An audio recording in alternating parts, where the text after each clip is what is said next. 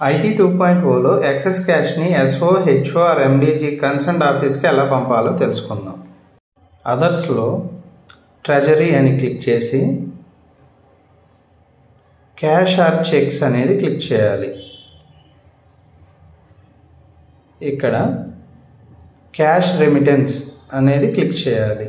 To office దగ్గర మీ concern ఆఫీస్ని క్లిక్ చేసుకుని అమౌంట్ అనేది ఎంటర్ చేయవలసి ఉంటుంది.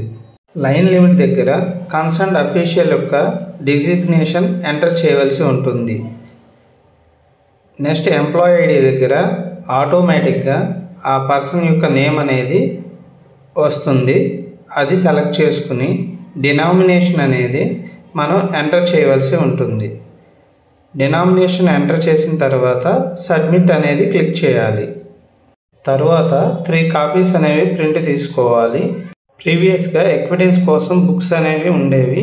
ఇప్పుడు బుక్స్ ప్లేస్లో 3 కాపీస్ ప్రింట్ తీసుకున్నాం కదా, అందులో ఎక్విడెన్స్గా 1 కాపీ అఫీషియల్ చేత సైన్ పెట్టించుకుంటే సరిపోతుంది.